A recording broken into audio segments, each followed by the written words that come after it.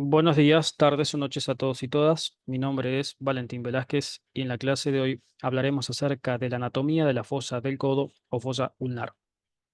La fosa del codo es un importante sitio topográfico de paso de elementos nerviosos desde y hacia el antebrazo y el brazo. Se encuentra en la región anterior del codo y presenta una forma geométrica de triángulo de base superior y vértice inferior.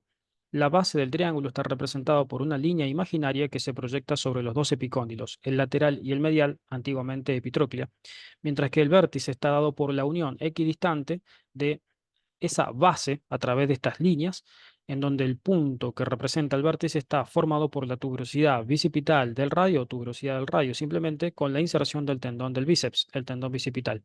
Aquí encontraremos, por ejemplo, como elementos superficiales a los vasos del codo, los que configuran una especie de M o de N, depende de la variante anatómica que se presente, y es de interés clínico, ya que aquí, por ejemplo, se puede hacer la punción venosa para la extracción de sangre venosa, justamente, o bien la administración de fármacos vía endovenosa. Aquí encontramos la división topográfica entonces y la delimitación de la fosa cubital. En esta fosa cubital, pues, encontraremos una base formada por la línea anteriormente mencionada, línea que va de epicóndilo lateral a epicóndilo medial, y los límites laterales están constituidos por bordes de los músculos del antebrazo. Será, pues, el límite lateral de la fosa ulnar, el borde medial de este músculo que vemos aquí, que pertenece a la región lateral del antebrazo, que es el músculo braquiorradial, antes llamado supinador largo, mientras que en sentido medial el límite está configurado por el borde lateral de este músculo que es el pronador redondo, músculo epicondilio medial superficial. Ahora bien, el techo de este espacio está configurado por la fascia braquial y por la aponeurosis bicipital, que representa una inserción distal, además del tendón bicipital, del músculo bíceps braquial. Y el piso está formado por este músculo que vemos en la profundidad del bíceps braquial, que es el músculo braquial, antes llamado braquial anterior. Debido a la disposición de este espacio y al ingreso del tendón bicipital sobre esta fosa cubital, esta queda delimitada, queda dividida en dos surcos, antiguamente canales. Un surco bicipital lateral, que lo vemos aquí en este sentido, y un surco bicipital medial, antes llamado canal bicipital interno, en este sentido, en este segmento. Esos canales bicipitales serán, pues, los que contengan a los elementos de la profundidad de la fosa ulnar. Pero en la superficie de la fosa ulnar vemos otros elementos que se corresponden, como ya mencionamos, con los vasos venosos y nervios superficiales que serán cutáneos, serán sensitivos de esta región anterior del codo. Aquí vemos la disposición de los elementos superficiales y ya la transición en disección de los elementos más profundos que configuran al contenido de la fosa ulnar.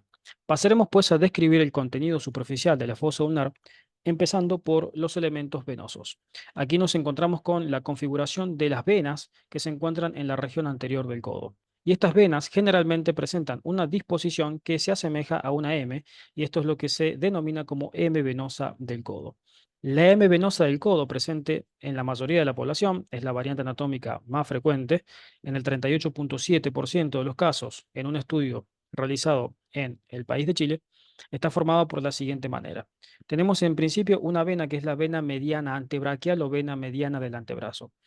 Esta vena mediana del antebrazo se bifurca en dos ramos que son un ramo lateral que se denomina vena mediana cefálica o intermedia cefálica y otra que es la vena mediana basílica o intermedia basílica. Ambas venas irán a encontrar a las venas cefálica y basílica que discurren en sentido lateral a ellas para formar entonces a las venas cefálica y basílica ya de la región braquial.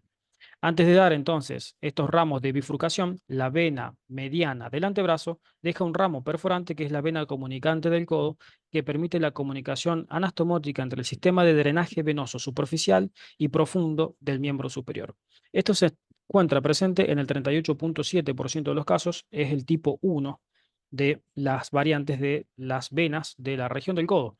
Pero existe luego también otra variante con una presentación en el 28,3% de los casos, es decir, una presentación de bastante frecuencia, que es la siguiente. Esta variante se denomina como tipo 2. Y en esta variante, lo que sucede es que la vena cefálica antebraquial, la vena cefálica del antebrazo, deja un ramo comunicante para la vena basílica, que lo visualizamos aquí en esta ilustración, que se denomina vena intermedia del codo. Esta vena intermedia del codo o vena mediana cubital permite la anastomosis entre la vena cefálica antebraquial y la vena basílica braquial. Luego nos encontramos con una vena intermedia del antebrazo y aquí con una vena basílica que procede de la región antebraquial. Esto configura una especie de N y es denominado entonces como la N venosa del codo. Y luego existen otras dos variantes, la tipo 3 y la tipo 4. La tipo 3 presente en el 24% de la población en este estudio hecho en la región de Chile, en donde no existe comunicación entre la vena cefálica y el sistema de la vena basílica, sigue existiendo aquí una vena intermedia del antebrazo que se anastomosa sobre la vena basílica, y el tipo 4 es en donde la vena cefálica directamente drena sobre la vena basílica y existe una ausencia de la vena cefálica en la región braquial, tal como vemos aquí, por ejemplo, en esta ilustración. La vena cefálica directamente se dirige hacia anastomosarse con la vena basílica, que luego continúa su trayecto perforando la fascia braquial.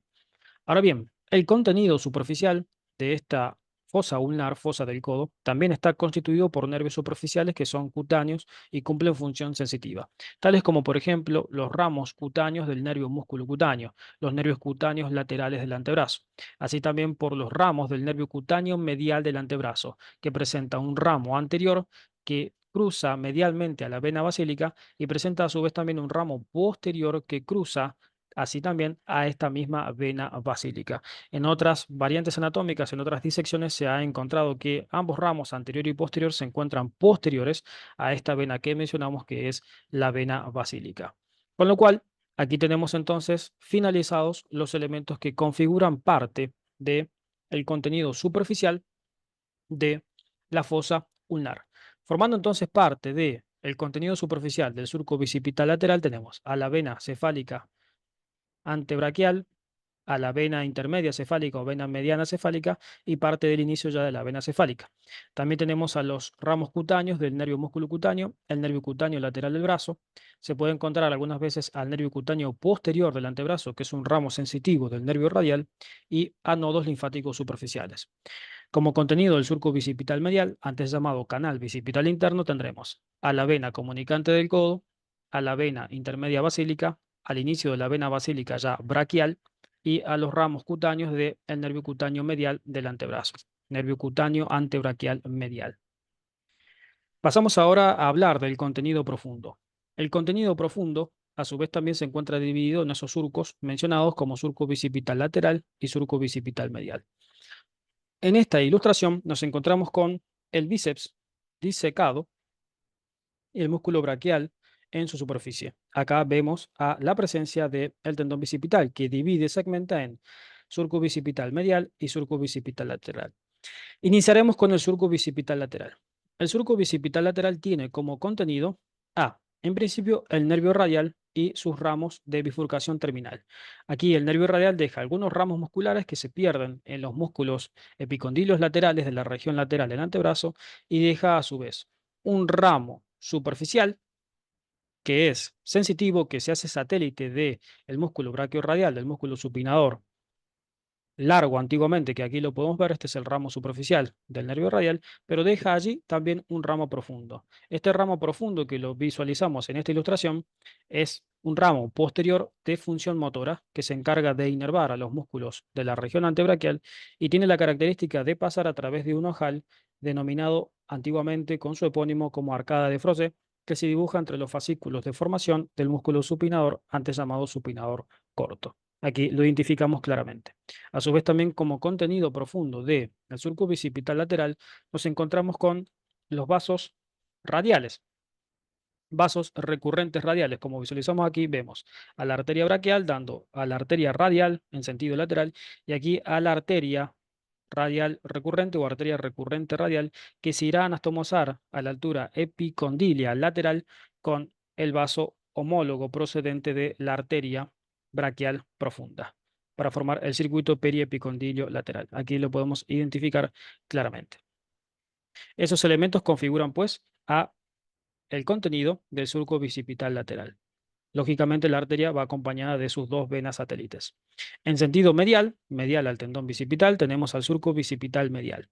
Este surco bicipital medial está configurado por la arteria braquial y sus ramas de bifurcación, que son la arteria radial lateralmente y la arteria ulnar medialmente. A su vez también encontramos aquí a las dos venas braquiales satélites, venas braquiales que pertenecen al drenaje venoso profundo del miembro superior.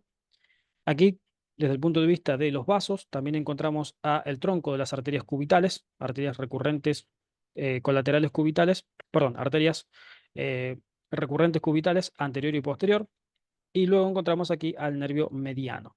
Este es el nervio mediano que discurre por el surco bicipital medial, medial a la arteria braquial. En esta ilustración visualizamos un corte transversal efectuado a la altura del primer radial externo, el que es llamado ahora extensor radial largo del carpo, que lo encontramos aquí en este punto. Aquí vemos al surco, perdón, vemos al músculo supinador largo o músculo braquiorradial. Aquí vemos al músculo braquial y aquí nos encontramos con el músculo pronador redondo. Y vemos, por ejemplo, aquí el tendón bicipital, que permite la división entre surco bicipital lateral y surco bicipital medial. Vemos al mismo tendón bicipital ya enunciado con su expansión aponeurótica, que es la aponeurosis bicipital. Aquí vemos los elementos que forman parte del contenido del surco bicipital lateral, como por ejemplo el nervio radial con su ramo cutáneo, su ramo sensitivo, el nervio cutáneo lateral del antebrazo. Y aquí nos encontramos con los elementos que forman parte del circuito periepicondilio lateral. Aquí visualizamos a la arteria braquial con sus dos venas satélites. Esta será entonces la vena cefálica y esta es la vena basílica. Aquí, en el surco bicipital medial, a su vez encontramos al nervio mediano.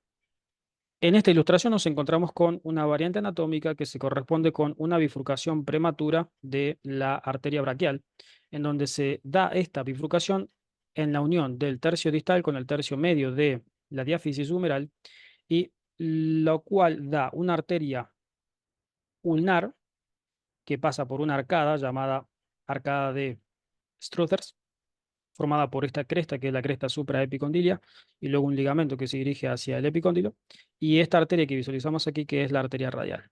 Este nervio que encontramos en este sentido se corresponde con el nervio mediano.